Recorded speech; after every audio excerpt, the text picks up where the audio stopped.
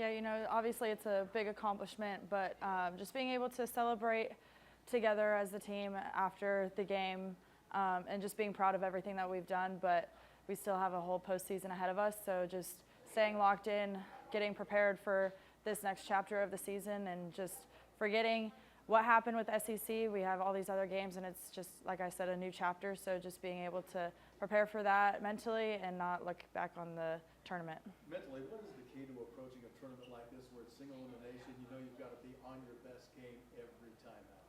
Yeah, I think it's definitely important to, stick with the process of what we've been having this entire season. But, it takes one more thing to lock in. And like you said, it is single elimination. So you could be playing a team that you've played already during conference and you lose to them. But just being able to, stick with what we've been doing, stick with our plans and talking with the coaches, talking with each other, and just, staying locked in with everything. What's allowed this team this year to kind of be able to focus on just one game at a time, being in the moment and not looking forward to any of the future games?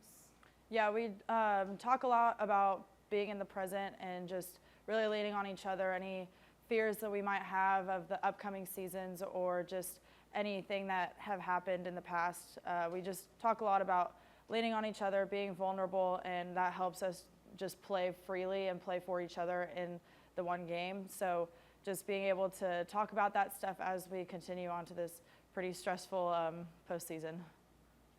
What's the pressure of trying to win back-to-back tournament titles after winning back-to-back SEC regular season titles? Yeah, there's going to be a lot of eyes on you, going to be a lot of expectations, but it's just something that we have an opportunity to do again, and it shouldn't put a lot of pressure on us. Just, going out there, having fun, just embracing the opportunity that we get to have to try to go for this back-to-back championship. So I'm really excited for that. So on Thursday, you'll play either Alabama or LSU. You won the series against both teams this year. Give us a little scout of each team, if you will, going into that game Thursday. Yeah, they're both obviously really good teams. Both have really good pitchers, so it is nice being able to have to go back and look at the film that we have during those series.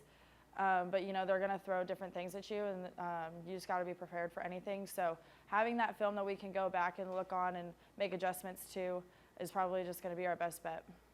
How does a series like Kentucky, where each of those games are won in such different ways, prepare you for a tournament like the conference tournament?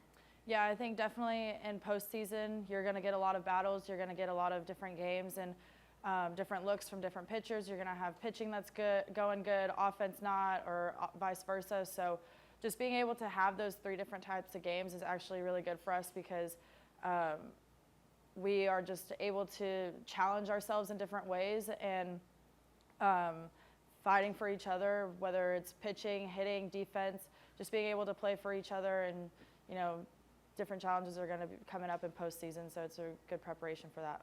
Taylor's coming off a big weekend, 3 home runs in 3 days. Just how much of a confidence booster is that for her, especially in her first full season of game action? Yeah, I'm really proud of her. She's worked her butt off this entire season, and even last year when she was hurt, she was constantly engaged with the team, constantly engaged in the games. So just seeing all that pay off for her in such a big moment, and especially right now going into postseason, it's just a big confidence booster, and her energy just fills up everyone else and lights up the room. So I'm really excited to have that back with her. What is it about her that you feel like makes her a little clutch, like she hit the dagger home run in game 1 of the series, game 2 of the series, and obviously the walk-off in game 3? Yeah, I think just her mindset going into at-bats, she seems very calm, and she doesn't try to complicate things, especially in those clutch situations. So her being able to just lean back on our preparation and just, keeping things simple and not letting her mind wander around and thinking, oh, she has to be a hero on this, but just, doing her job and keeping it simple is just what makes her be able to come up clutch in those situations. Kiki said that maybe the reason there were some ups and downs early in the season was you guys were trying to find your identity. Now that we're in the final stretch of the entire season, what would you say is that identity or magic to the team? I think a lot of us, we have relied a lot of our success based on the past year that we had. So I think just being able to play for each other and our identity and our why of why we play softball. I think just being able to dive into that more helps us just kind of relax and not put so much pressure on ourselves. So us as a team being able to rely on each other and just lean on each other and, play freely, play for each other. That's the biggest thing is like we just love playing for each other, playing for that girl next to you. So not thinking too much about what we did in the past or what we can do, but just thinking more of like how we can play together as a team. Oh my gosh. Playing together as a team freely. Hey, media.